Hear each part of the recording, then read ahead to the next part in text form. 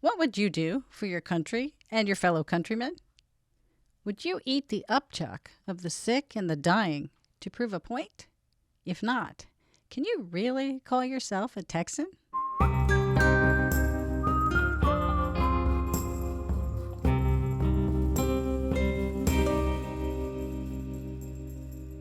Dr. Ashbel Smith was one of the many pioneering citizens of Texas with a list of accomplishments a mile long. But among his first acts in the interest of the Texian citizenry was, well, a little unsavory and quite disturbing. Smith, a native of Connecticut, received his education back east at Yale. In 1837, while he was practicing medicine in the Carolinas, he was induced to come to Texas by James Pinckney Henderson.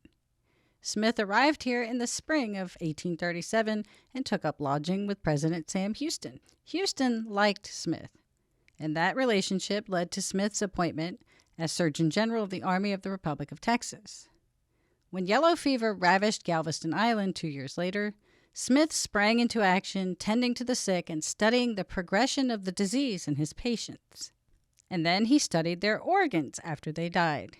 He was convinced that the disease was not passed between human beings. Writing about the disease in 1839, after winter came and quelled the outbreak, Dr. Smith described how he concluded that yellow fever was not contagious. If sick patients were moved away from the infected district to the healthy district, people didn't get sick in the healthy district. And in case you're curious, the infected district was the strand where abundant plant and animal matter were constantly decomposing under the houses. Only 2 doctors who treated the disease in Galveston ever got sick with it. Smith observed that the vector of the disease likely wasn't native to Galveston, and on that matter, he was correct. He also observed that the funk under the strand houses was funkier when temperatures were warmer and the humidity was higher. But he didn't quite connect the dots between weather, standing water, and biting insects. So anyway, not content with a mere thesis about transmissibility between humans, Ashbel Smith did what most people now and then would find unthinkable in order to prove it. From his 1839 treatise on the Galveston outbreak, quote, "I have made several post-mortem examinations, handling every organ without squeamishness, immersing my hands freely in the black vomit and other fluids, smelling and viewing them closely. I have repeatedly tasted black vomit when freshly ejected from the stomach of the living, and I am not aware of ever having experienced inconvenience or effect other than fatigue." And Smith was right. Yellow fever wasn't contagious. It was, and is, a virus carried by a certain type of mosquito, and only the female mosquitoes carry it. As with most viruses and infections, patient outcomes varied widely. Some people were asymptomatic. Some ran a fever while their bodies brought the virus to heal. Others bled from the nose and the gums. But in the worst cases, though, the GI tract, kidneys, and liver were affected. It's called yellow jack, or yellow fever, because of the jaundice, that'd be the yellowing of the skin and the eyes that come from liver failure. See, unbeknownst to you, as you go about your day, some of your red blood cells die off as new ones are created. A byproduct of those dying red blood cells is called bilirubin, which is a yellowish, orangish color. If your liver can't skim off the excess bilirubin, you take on that yellowish, jaundiced hue. Liver failure can also make you nauseous and will also make you vomit as your body reacts to the toxins that your liver doesn't filter. And if you have a hemorrhagic virus already, there's a good chance that much of your digestive tract is already inflamed and possibly bleeding. When your vomit contains blood that originates at a point distant from your mouth, the blood has time to oxidize, darken, and coagulate before it reaches the point of exit. So that dark, cloudy, sometimes grainy appearance of occult blood is why it was called the black vomit. Ashbel Smith described the black vomit, after telling us that, he ate it, as a, quote, turbid decoction of coffee. Now, we didn't figure out mosquitoes were the vector of yellow fever until 1900. When Walter Reed was testing his contagion theory, he had volunteer soldiers merely wear the soiled clothing of infected people. A far cry from 60 years earlier when Ashbel Smith was eating the stomach contents of his patients. Now, unfortunately for those of us with a dark sense of humor, Dr. Smith never took on a title that reflected his curious medical investigations. But he wore many distinguished monikers during and after his lifetime. In Europe, where he spent time as the Texas chargé d'affaires to England and France, he was called the Ben Franklin of Texas.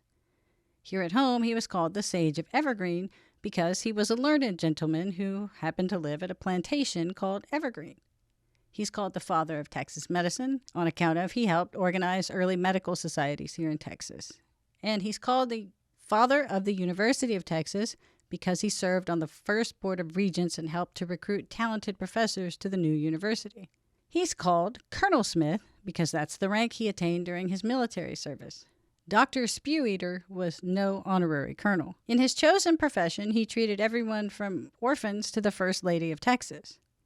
In 1847, he removed a tumor from Margaret Houston's right breast. Although it probably wasn't cancer, it was more than likely a clogged, infected milk duct. But Dr. Smith operated on the lady, who refused liquor and any other anesthetic. Smith had been invited to be a groomsman at Sam and Margaret's wedding 7 years earlier, but declined to attend on account of he was flat broke. Apparently, frontier medicine and eating vomit wasn't exactly profitable.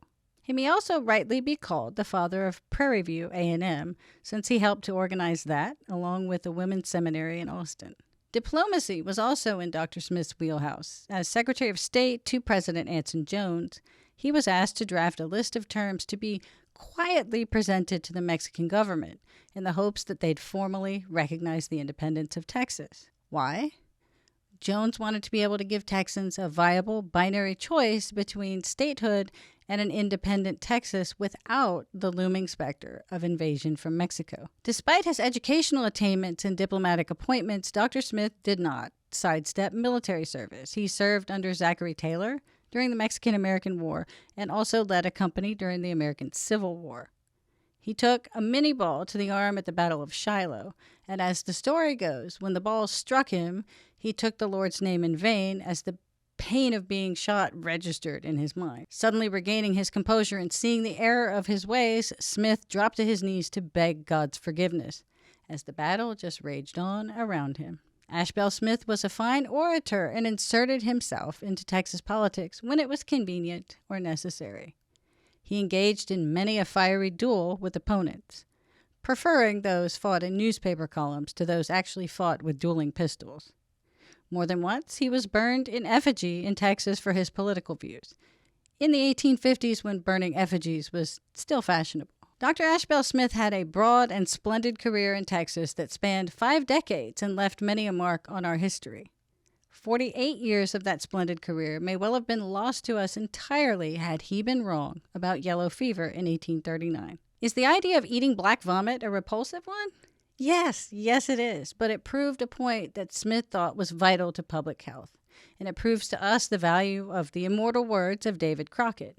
Be sure that you are right, then go ahead, even if that means eating black vomit to study a mysterious disease. Until next time, God in Texas, y'all.